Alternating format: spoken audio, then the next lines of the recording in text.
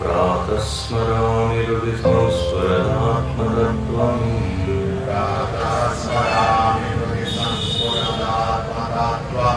सच्चित्सुखं परमहंसगतिं तुरीयम्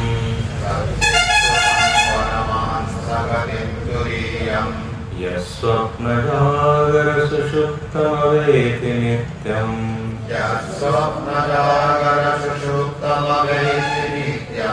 तद्ब्रह्मनिष्कलमहं न च भूतसङ्गः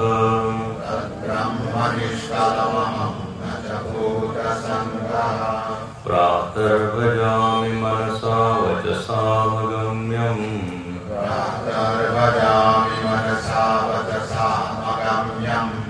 वाचो विभान्ति निखिला यदनुग्रहेण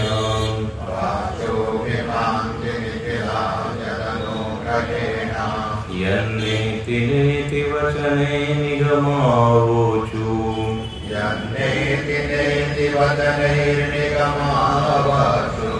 तं देवदेवमजमच्युतमाहुरग्रम्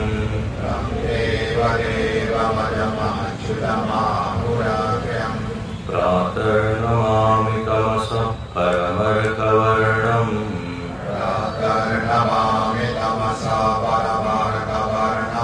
पूर्णं सनातनपदं पुरुषोत्तमाख्यम्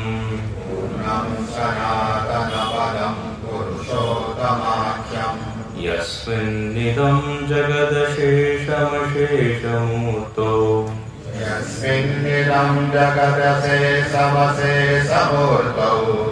रज्ज्वाम्बुजङ्गमिव प्रतिभासितं वै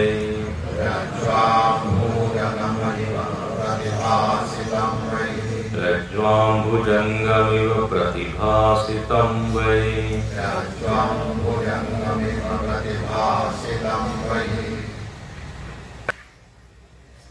भगवान शंकराचार्य जी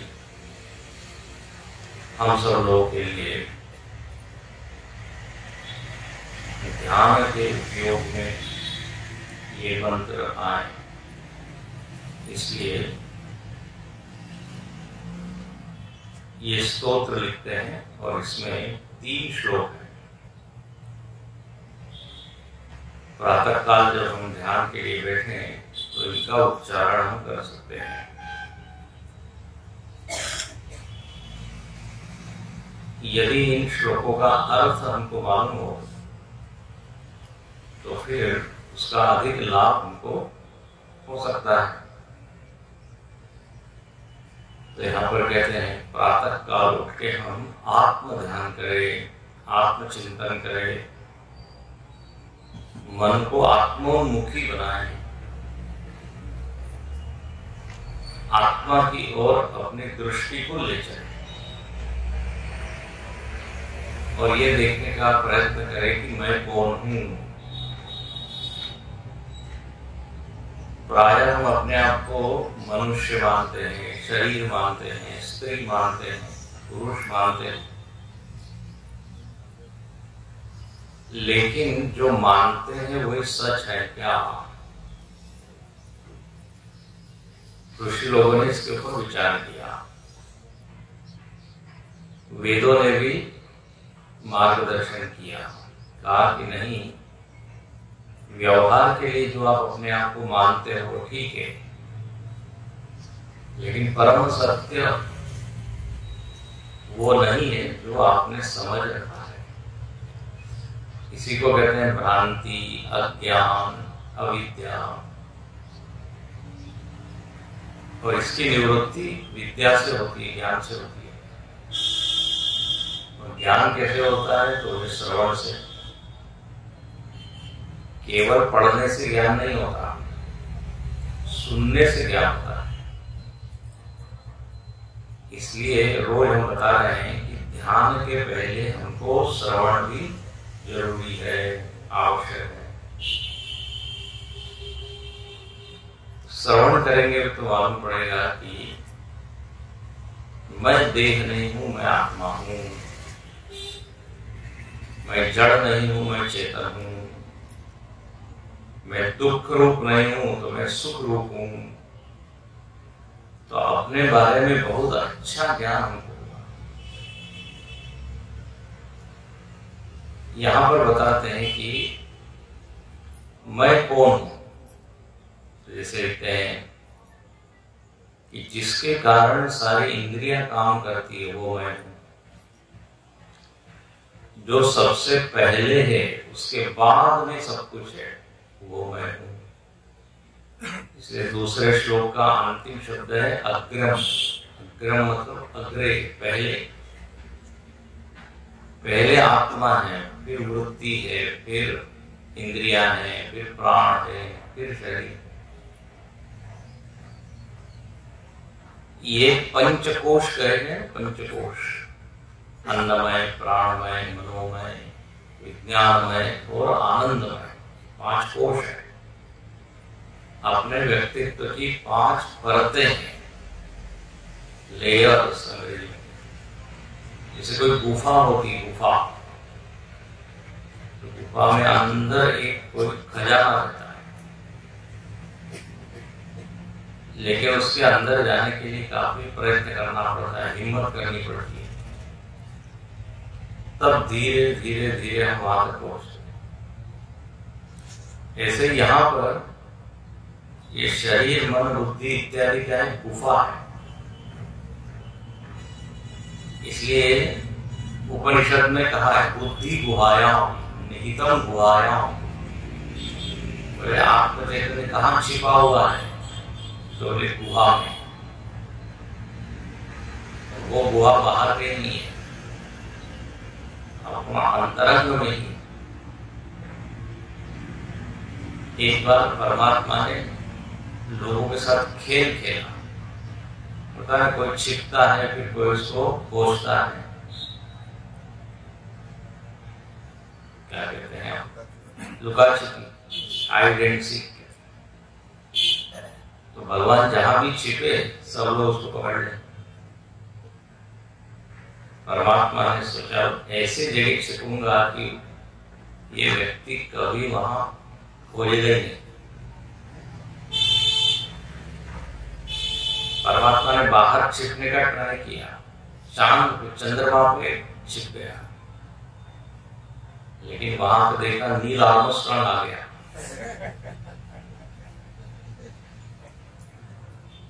फिर बोले हम माउंट एवरेस्ट पे जाके छिपते हैं, पहाड़ पे। तो तेंजिंग नार के आ गया।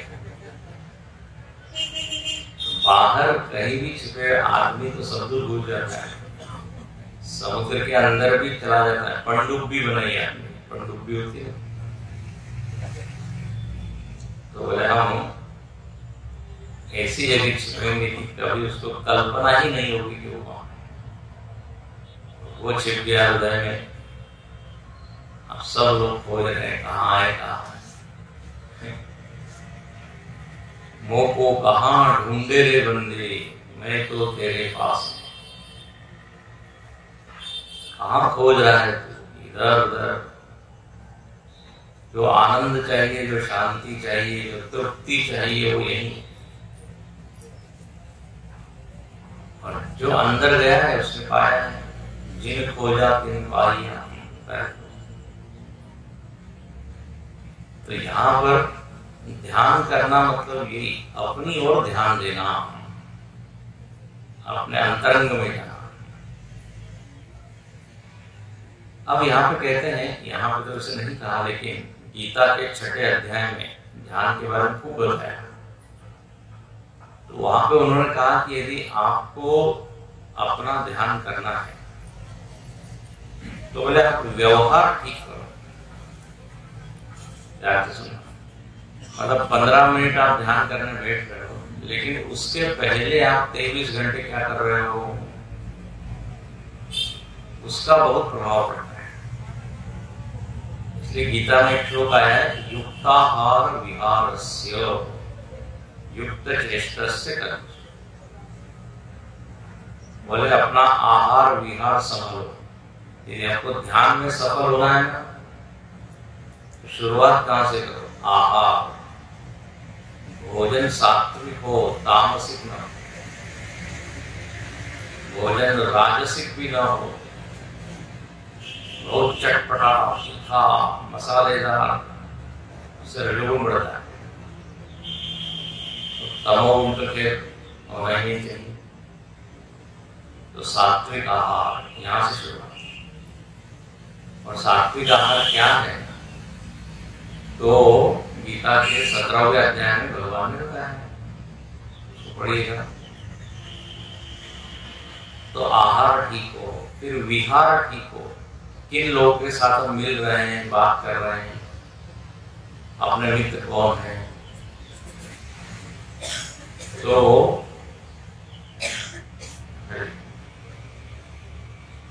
तो मित्र इत्यादि का भी प्रभाव मन पर पड़ता है। ऐसा कहते हैं कि जैसा संग वैसा रंग। तो हमारे मित्र भी अच्छे हो, जो हम पुस्तकें पढ़ते हो वो भी अच्छी हो, इन सब का परिणाम मन पर पड़ता है। मन तैयार होता है, और जब दिन भर का मन तैयार होगा अच्छा, तो फिर ध्यान में भी वो मन सहयोग करेगा। बहुत रजोगुणी काम किया है तो ध्यान में बैठे तो मन इधर भटक रहा है, उधर भटक रहा है। तो इसलिए गीता में भगवान कहते हैं नित्य सत्वस्थ, क्या करो? नित्य सात्विक बनो। 90% सत्व गुण अपने जीवन में होना चाहिए। 80-90 थोड़ा बहुत रजोगुण तमोगुण चाहिए, उसके बिना हम काम नहीं कर सकते। रजोगुण ना हो तो आप यहाँ पे चल के नहीं आ सकते। तमोगुण यदि ना हो तो रात की नींद आपको मिलेगी। नींद के लिए क्या चाहिए? तमोगुण आवश्यकता रहती है। लेकिन जैसे कल उदाहरण जैसे नमक की कितनी जरूरत है? थोड़ी सी। ये नहीं कि एक मुट्ठी नमक डाल दिया।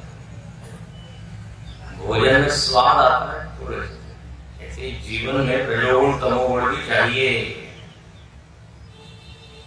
लेकिन आध्यात्मिक साधना के लिए सत्व की प्रधान। तो ध्यान के लिए, ध्यान के पहले हम क्या कर रहे हैं वो आवश्यक। और झगड़ा कर रहे हैं फिर ध्यान के लिए बैठे, क्या वही सब विचारेंगे? देख लूंगा इसको, कल देखता हूँ, आज तो ध्यान चल रहा है।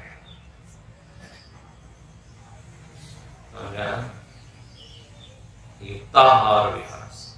अच्छा, इसीलिए महर्षि पतंजलि जी ने अपने योग सूत्र में कहा है आपको समाधि लगानी है, ध्यान करना है तो यम नियम से शुरुआत करो।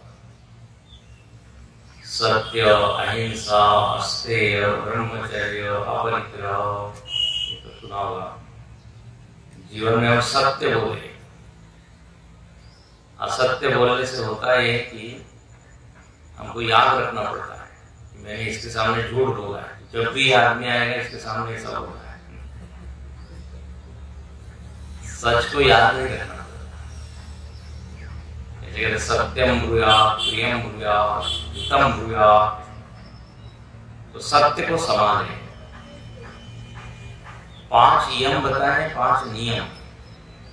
शौच, तप, संतोष, पढ़िएगा इसको आप। पवित्र रहने का अभ्यास करें। पवित्रता जहां होती है वहां प्रसन्नता होती है। तो बाहर की पवित्रता से शुरुआत करें और अंदर की पवित्रता तक पहुंचे। शौच का, शौच, तप, संतोष, ये सब व्यवहार की बात है। तो व्यवहार जितना अच्छा सजाएंगे हम, संभालेंगे, सुधारेंगे, उतना ध्यान में हमको ज्यादा सहयोग मिलेगा। ध्यान में मन एकाग्र होगा, मन शांत होगा। यहाँ पे उसकी चर्चा नहीं है, लेकिन जब भी ध्यान की चर्चा आती है तो उसके पहले की भी बातें बताई जाती है। अब कहते हैं जिसने अपने व्यवहार से मन को शुद्ध कर लिया, अब शुद्ध मन से क्या करें? भाई आखिर शुद्ध मन थोड़ी लक्ष्य है। शुद्ध मन से पहुंचना कहाँ है? स्वयं का ध्यान करना है। मन एक बार शुद्ध हो गया कि फिर हम अपने आप को देख सकते हैं। अशुद्ध मन बहिर्मुखी होता है। अब इसमें काम, क्रोध, लोभ इत्यादि है। क्रोध होगा तो बाहर ही बाहर जाएगा, कामनाएं होगी तो बाहर ही उसको फेंकेगी, यहाँ जाओ वहां जाओ, ये करो वो करो। ये काम जो है ना वो खूब काम कराती है। जब आपके मन में कुछ कामना नहीं हो तो आप आराम से बैठते हैं, लेकिन सबका अनुभव है आप बैठे हैं वो थोड़ी देर मन शांत है, लेकिन मन में कोई इच्छा आ गई। अब इच्छा आपको उठाएगी कि नहीं? उठो उठो उठो।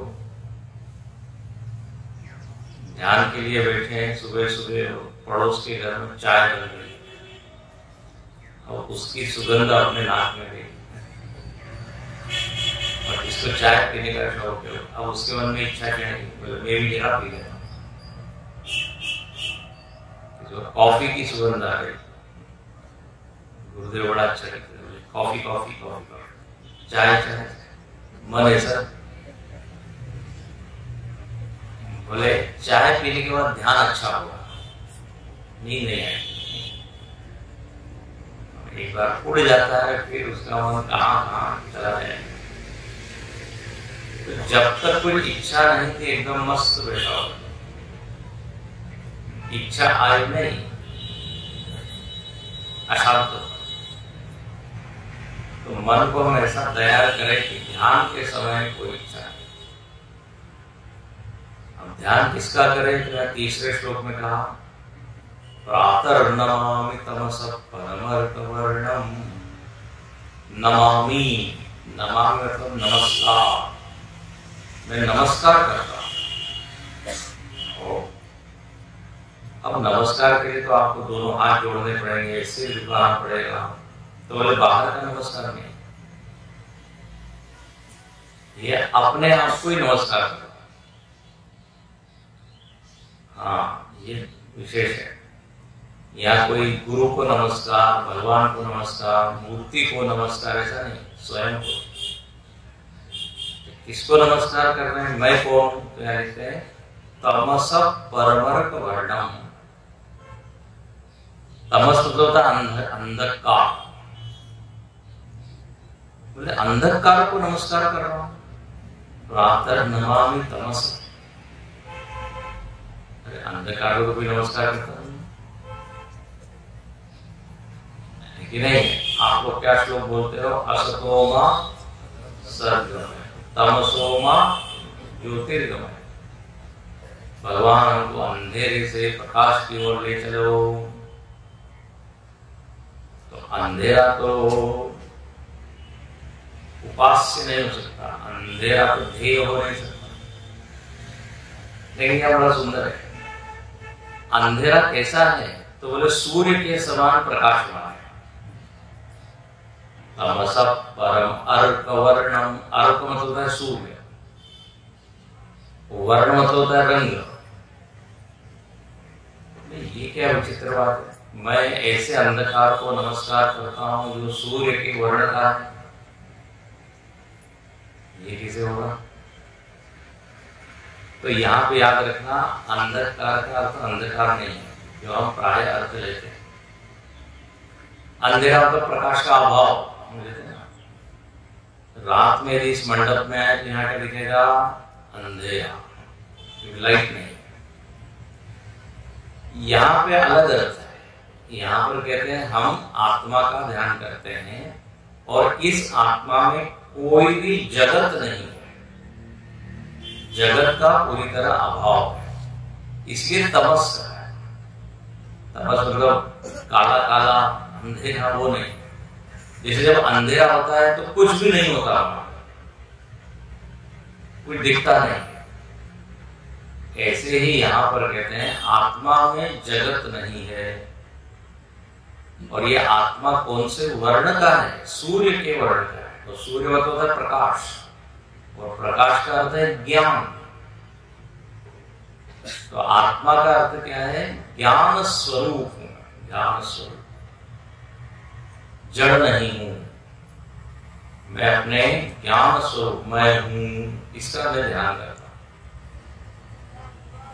हाँ, अब देखिए जैसे सूर्य का उदय होता है, अंधेरा क्या होता है, दूर हो जाता है। ऐसे जब मुझको ज्ञान होता है तो अज्ञान अंधकार क्या होता है, दूर होता है। अविद्या अंधकार, अंधेरा का अज्ञान। देखो शास्त्रों में जब भी अंधेरा और प्रकाश का वर्णन है तो अंधेरा मतलब अज्ञान, प्रकाश मतलब ज्ञान। ठीक है, तो मैं अपने स्वरूप का ध्यान करता हूं जिसमें प्रकाश ही प्रकाश है, जिसमें कोई अंधेरा अविद्या अज्ञान नहीं। और ये कैसा है, आत्मा पूर्णम सनातनपरम पुरुषोत्तमात्म, पूर्ण है। पूर्ण, पूर्ण का अर्थ क्या होता है, तो बोले अपूर्ण मतलब क्या, अधूरा। पूर्ण मतलब समस्त। पूर्ण मतलब जो किसी एक देश में, एक काल में, एक वस्तु में सीमित न, ससीम न, असीम, उसको पूर्ण कहते हैं। अनंत। दुनिया की सब चीजें कैसी है, अपूर्ण है। एक देश में, एक काल में, एक वस्तु। अब जैसे घड़ी है तो घड़ी यहाँ पर है इस देश में, अभी है, कल रहेगी कि नहीं मालूम नहीं। और घड़ी घड़ी में ही है, घड़ी माइक में नहीं है, घड़ी पुस्तक में नहीं है। तो इतनी वस्तु ही वो अपूर्ण है।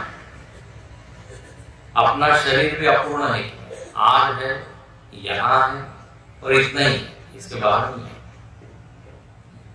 इसको संस्कृत में क्या बोलते हैं, देश काल वस्तु परिच्छिन्न। एक शब्द है परिच्छिन्न, मतलब सीमित। हर चीज जगत की एक देश में है, एक काल में है, वस्तु कोई भी आप उठा। जैसे आपको कहा गया है कि स्वामी जी आए हैं, उनका कार्यक्रम है, प्रवचन है, तो क्या पूछेंगे कहां पर है, तो यहाँ है। सब जगह ऐसा नहीं हो गया ना, सीमित। पूरे भारत पदार्थ थोड़ी। यहाँ कब है, तो बोले 7 से 8। अभी क्या हो गया, समय की सीमा इतने में ही है बस। 8 बजे के बाद आओगे तो नहीं मिलेगा। 8 बजे क्या हो जाएगा, पूर्ण। बोले अच्छा है, ये अपूर्ण है, 8 बजे पूरा हो जाएगा, तो चलते ही है। तो हर चीज कैसी है, देश काल, और यहीं पर इसी मंडप में। अब पूर्ण क्या होगा, तो जो हर देश में है, हर काल में है, हर वस्तु में। पूर्ण किसको कहेंगे, जो यहाँ भी है, वहां भी है, यहाँ भी, सब दूर है। उसको कहते हैं सर्वत्र। सुना होगा सर्वत्र। परमात्मा इसलिए हम कहते हैं कण कण में भगवान। हर देश में तू, हर वेश में तू, तेरे नाम अनेक तू एक ही है। तो हर देश में, सर्वत्र और सर्वदा है। सर्वदा मतलब कल भी था, आज भी है, कल भी रहेगा। परमात्मा जो है ऐसा आने जाने वाला नहीं है। आत्मतत्व चैतन्य, और हर वस्तु में 3 चीज बता रहे हैं, हर देश, हर काल, हर वस्तु। हर देश में है तो उनके बोलेंगे सर्वत्र, हर काल में है तो बोलेंगे सर्वदा, और हर वस्तु में है तो उसको बोलेंगे सर्वगत। सर्वगत मतलब सब में गया हुआ है। रावण में भी राम है और हिरण्यकश्यप में भी विष्णु है। ऐसा नहीं कि केवल देवताओं में भगवान है और असुरों में भगवान नहीं है, ऐसा नहीं है। हर चीज में, जैसे जितनी भी लहरें दिख रही है समुद्र में, उन सारे लहरों में पानी है, पानी है। ऐसी कोई लहर है क्या बोले उसमें पानी नहीं है? सर्वगत मिट्टी के जितने भी वस्तुएं बनी, सब में मिट्टी रहते हैं। घड़ा है, मटका है, दिया है, खपरे है, खपरे होता है छत के ऊपर, वो भी मिट्टी से बना है। तो जो तत्व है, हर वस्तु का तत्व, वो सब अगर पूर्ण, और पहले भी ये पूर्ण था, आगे भी पूर्ण है, आगे भी पूर्ण है। इसलिए पूर्णमद पूर्णमिदं पूर्णात्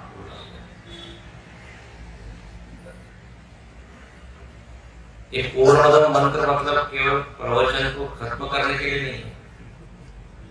बोले स्वामी पूर्णमदम कीजिए, 8 बजे पूर्णमदम कीजिए। पूर्णमदम मतलब परमात्मा का उसमें ध्यान रखना।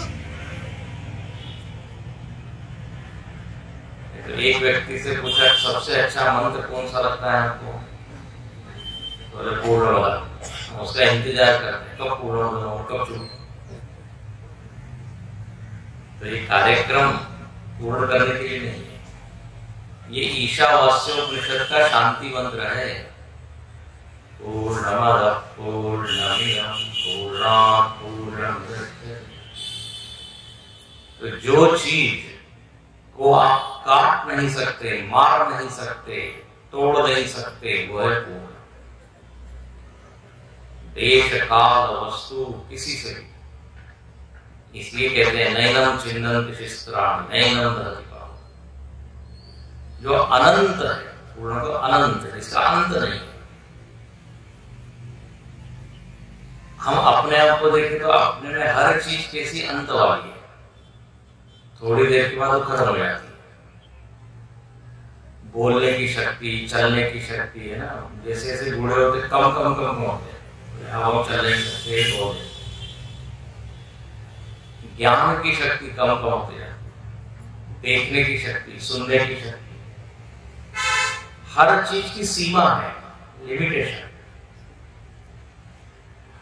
लोग बोलते हैं हम इतना दान दे सकते हैं, इससे ज्यादा नहीं दे सकते। दान देने की भी सीमा है, 10 रुपए से ज्यादा नहीं, सीमा है देने की। ज्यादा दौड़ नहीं सकते, ज्यादा खा नहीं सकते, भोजन कितना भी अच्छा बना हो, लेकिन बल बल आप चले नहीं है, सीमा है।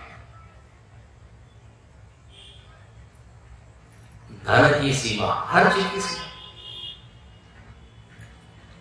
एक आत्म तत्व ऐसा है जो असीम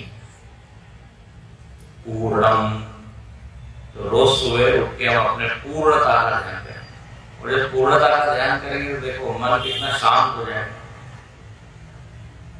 जब अधूरापन होता है तो मन बेचैन होता है, अभी इतना है अभी और चाहिए, इतना है और चाहिए। लेकिन जब ये मालूम पड़ेगा मैं भर गया पूरा, कोई इच्छा नहीं।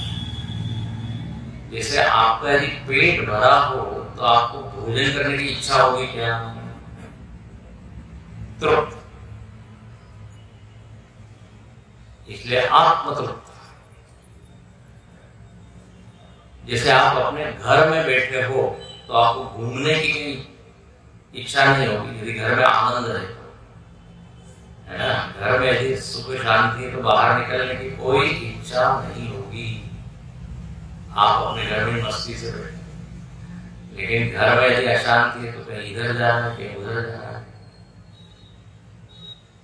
तो ये अपने आत्म स्वरूप में जो पूर्णता है, आनंद है, उसका अनुभव है। क्योंकि अपने को आनंद यहाँ नहीं मिलता, इसलिए इधर जा रहे हैं, ये खा रहे हैं, वो पी रहे हैं, ये सुन रहे हैं, वो सुन रहे हैं। अपने मन को बहलाते हैं। टीवी देखेंगे तो आनंद मिलेगा, मोबाइल देखेंगे तो आनंद मिलेगा। लेकिन जिसको खुद में ही आनंद है जरूरत नहीं। तो यहां पर अपने इस आनंद रूपता का अच्छा याद रखना, जहां पूर्णता है वही आनंद है। क्योंकि संस्कृत में वाक्य वेद में आया है, यो वै भूमा तत् सुखम न अल्पे सुखम अस्ति। वह अल्प में सुख नहीं, पूर्ण में सुख। देखो व्यवहार की बात बताएं, जब हम कोई काम पूरा कर लेते हैं तो हमको सुख मिलता है क्या? अरे चलो पूरा काम, अधूरा होगा तो थोड़ा मन में खटकेगा, अरे बच गया, रह गया। घर में शादी वगैरह है, विवाह है, पूरा हो गया तो शांति शांति। कोई भी काम आप हाथ में लेते हैं, जब पूरा करते हैं तो तृप्ति होती है। एक महात्मा जी बड़ा मजाक करते थे, उनको लड्डू का टुकड़ा दिया, थोड़ा लड्डू, बोले मैं पूर्णता में विश्वास करता हूं, पूर्ण लड्डू तब पूर्ण तृप्ति हो, अपूर्ण नहीं, पूर्ण। ये पूर्ण और किसी का नाम नहीं है, अपना ही नाम। देखिए कितने में पूर्णम सनातन पदम। अब आत्मा का नाम क्या? सनातन, सनातन पद। सनातन मतलब होता है चिरंतन, हमेशा है, काल में मरता है। सनातन। अपने धर्म का भी नाम क्या है? सनातन। हिंदू धर्म का मूल नाम सनातन है। सनातन का अर्थ होता है जो किसी के द्वारा बनाया हुआ नहीं है, नित्य है, अनादि है। हिंदू धर्म का कर्ता कोई नहीं। ऐसा नहीं कह सकते शंकराचार्य जी ने हिंदू धर्म वेद व्यास जी ने किया, उसके पहले भी था। ये वेद कैसे है? वेद सनातन है, तो वेद से निकला हुआ जो धर्म है तो वैदिक धर्म। वेद सनातन है तो अपना हिंदू धर्म भी सनातन। इसलिए अलग अलग नाम है इसके, वैदिक धर्म, सनातन धर्म। ये आत्म तत्व भी सनातन है। आत्मा पैदा होता नहीं, चेतना पैदा होती नहीं, नित्य। तो सनातन पदम, इसको कहते हैं पद। आत्मा का एक नाम क्या है? पद। पद का अर्थ होता है जहां पर पहुंचना है, उसको कहते हैं पद। पद्यते अस्मिन्, संस्कृत में क्या होता है? चल के जहां पे हमको पहुंचना है उसको कहते हैं पद। जैसे अपने व्यवहार में भी बोलते हैं प्रधानमंत्री पद, पोस्ट। चुनाव होते हैं, फिर वो चुनाव जीत कर वहां पहुंचते हैं, बोले इस पद पर मैं बैठ गया। तो हमको पहुंचना कहाँ है? तो बोले आत्मा तत्व तक। तो आत्मा को पद कहते हैं। आत्मा को पद कहाँ कहाँ है मालूम है? गीता का 15वां अध्याय आपको मालूम है क्या? उसमें ये शब्द आता है, निर्वाण मोहाजित संग दोषाम अध्यात्म नित्या विनिवृत्त कामा द्वंद्वै विमुक्ता सुख दुःख संगे गच्छन्त्य मूढ़ा पदम अव्ययं तत्। गच्छन्ति अमूढ़ाः पदम। जो अमूढ़ लोग हैं वो इस पद पर पहुंचते हैं, इसको प्राप्त करते हैं। अमूढ़ लोग, हम मूढ़ नहीं है, संधि करना पड़ेगी। गच्छन्ति मूढ़ा पदम अव्ययं तत्, तो वहां मूढ़, गच्छन्ति अमूढ़। और आप लोग गुरु स्तोत्र बोलते हैं, उसमें भी बार बार आता है कि अखंड मंडलाकारं व्याप्तं येन चराचरं तत्पदं दर्शितं येन तस्मै श्री गुरवे नमः। बोले उस गुरु को प्रणाम जिसने उस पद का हमको दर्शन कराया।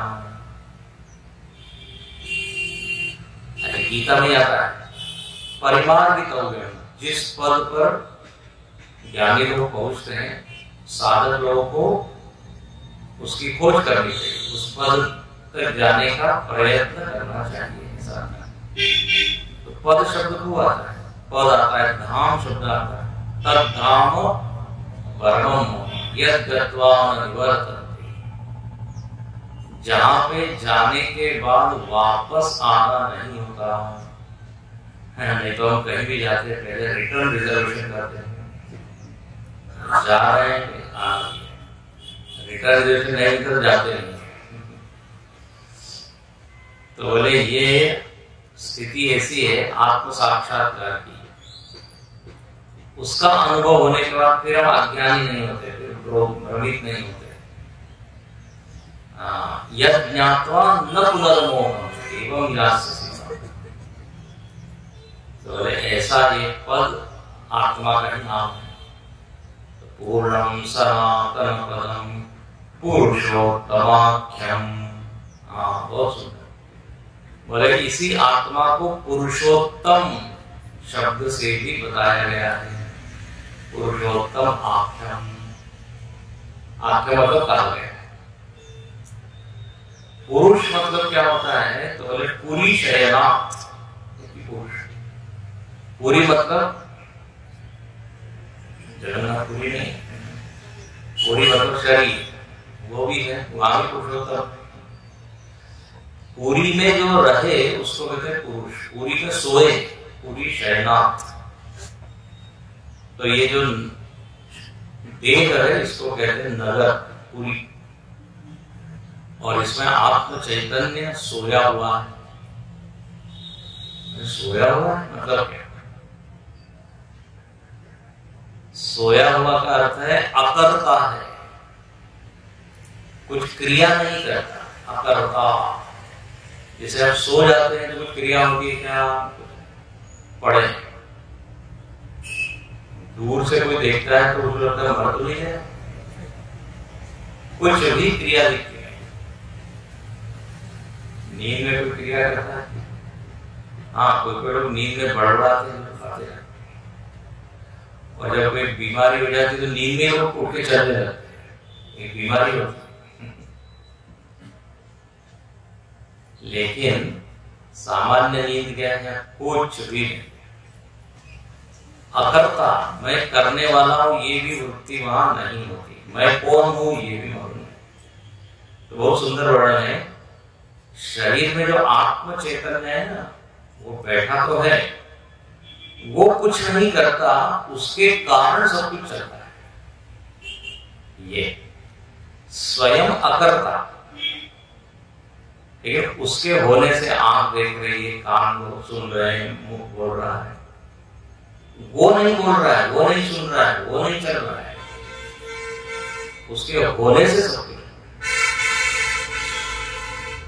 जैसे बिजली जैसे ही तार में जाती है पंखा घूमने लगता है। जरा ये बताइए, पंखा घूमता है कि बिजली घूमती है? बोले स्वामी जी प्रश्न सुनकर हमारा दिमाग घूम रहा है। तो बिजली नहीं घूमती, पंखा घूमता है। इलेक्ट्रिक ट्रेन चलती है तो बिजली भी चलती है, उसकी उपस्थिति मात्र है ना सर्वम भवति। जैसे किसी ऑफिस में भी यदि आप जाए, ऑफिस में बात कर रहे हैं लोग, चाय पी रहे हैं, कुछ कर रहे हैं, दूर से किसी ने देखा, बोले इसका मतलब ऑफिस में बॉस नहीं है। क्या होगा? कुछ लोग कर नहीं रहे, कि जैसे ही ऑफिसर आता है सब लोग अपने काम में, उसने कुछ भी बोला नहीं, लेकिन सब उपस्थिति। जैसे पहले के जमाने में राजा जैसे ही आता था दरबार में, सब उड़ जाते थे, वो बोलता नहीं कि उठिए, अपने आप। बहुत सारे उदाहरण। सूर्य जैसे ही ऊपर आता है सब लोग उड़ जाते हैं, कुछ लोग नहीं उठते, फिर भी प्राय तो उड़ जाते। अब सूर्य थोड़ी आके कहते चलो उठो उठो, आने वाला स्कूल में भी आप देखते हैं बच्चे हल्ला करते रहते हैं, उनको कहा गया लिखो पढ़ो, कुछ नहीं। जैसे ही शिक्षक का दर्शन किया एकदम तो ऐसे ही यहाँ पर पूरी में ये सो रहा है, मतलब अकर्ता निष्क्रिय। इसलिए जो ज्ञानी व्यक्ति क्या कहता है, मैं कुछ नहीं करता, नैव किंचित करोमीति। करने वाला कौन है? तो बोले प्रकृति, प्रकृति क्रियमाणानि नहीं कर्माणि सर्व। त्रिगुण कर रहे हैं, माया कर रही है, मैं नहीं कर रहा हूं। तो यह पुरुष शब्द का, पुरुष मतलब आत्मा, ऐसा आत्मा जो करता है। वो पुरुष का दूसरा अर्थ होता है पूर्णत्वा पुरुष, जो पूर्ण है उसको कहते हैं पुरुष। और ये सबसे उत्तम है, इससे उत्तम कोई है नहीं, इसलिए पुरुषोत्तम। अभी पुरुषोत्तम शब्द गीता के कुछ अध्याय में आता है। इस अध्याय का नाम पुरुषोत्तम योग है। 19वां 20वां 15वां, जो 19 अध्याय बड़ी होते हैं तो 15वां पुरुषोत्तम योग। और आप जब भी आश्रमों में जाते हैं तो भोजन के पहले वो बोलना पड़ता है ऊर्ध्वमूलम् अधश्चाकम्, 15वां अध्याय। इसलिए हम लोग मजाक में कहते हैं 15वां अध्याय भोजन देने वाला अध्याय। बोलोगे नहीं जब तक भोजन नहीं। तो पुरुषोत्तम को, तो पुरुषोत्तम वहां पे 3 तरह के पुरुष बताए, शर पुरुष, अक्षर पुरुष और पुरुषोत्तम पुरुष। या उत्तम पुरुष मतलब ये आत्मचेतन, ज्यादा उधर नहीं जाते। पूर्णम सनातन पदम पुरुषोत्तम। अंतिम बात, यस्मिन्निदं जगदशेषमशेषमूर्तो। मैं मेडिटेट कर रहा हूँ, मेडिटेशन ध्यान, किसका ध्यान कर रहे हो? तो इस परम तत्व का, पुरुषोत्तम का। ये कैसा है? तो जिसमें पूरा जगत आश्रित है। यस्मिन् इदं जगत अशेषम इदं जगत। अशेष मतलब कुछ भी शेष नहीं, संपूर्ण, पूरा के पूरा जगत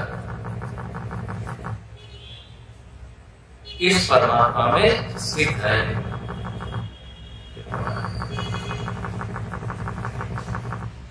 हेलो, हरि ओम। हाँ, दूसरे इसमें लगाओ, दूसरे इसमें लगाओ। हेलो, हरि ओम।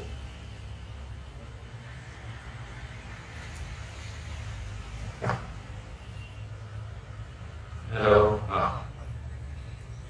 यस्मिन् इदं जगत अशेषम। अशेषम जगत, पूरा जगत। पूरे जगत का आधार क्या है, आश्रय क्या है, किसके ऊपर ये जगत दिख रहा है? तो बोले इसी परमात्मा तत्व पर दिख रहा है। जैसे पूरा स्वप्न जगत, ड्रीम, स्वप्न मुझ में दिखता है। जगत का आश्रय क्या है? स्वप्न जगत का मैं। ऐसे ही है।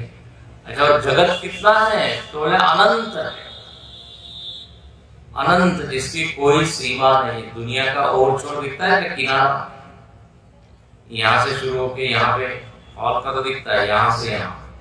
ये ब्रह्मांड का कोई और छोर, किनारा, अनंत ब्रह्मांड है। अब उस अनंत ब्रह्मांड का आधार भी कैसा होना चाहिए? अनंत। या 2 शब्द दिए, अशेष। अशेष मतलब अनंत,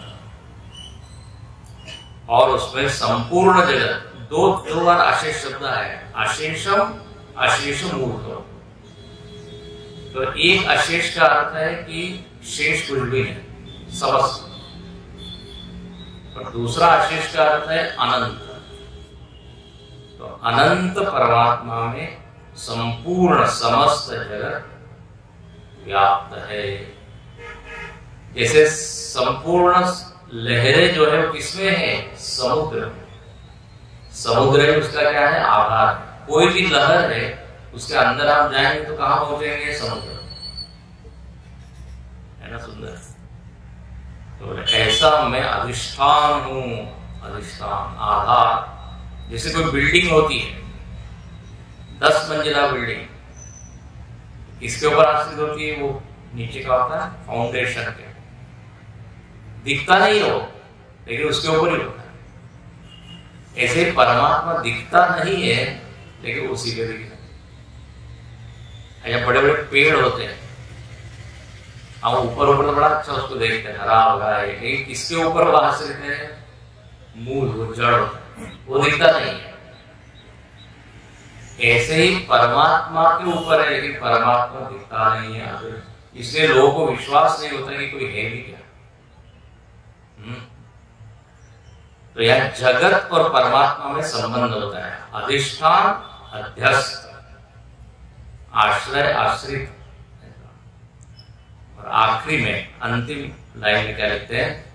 रज्ज्वां भुजंगमिव प्रतिभासितं वै। बोले ये परमात्मा में पूरा जगत ऐसे ही भास रहा है, दिख रहा है, जैसे रस्सी के ऊपर, बोलिए, सांप। रस्सी और सांप सुना है कि नहीं? उड़िया में क्या बोलते हैं? रज्जू, रस्सी, हाँ, अच्छा। तो रस्सी है और सांप। शंकराचार्य जी उसके बिना पूरा नहीं करते। रस्सी और सांप का उदाहरण तो आना ही चाहिए।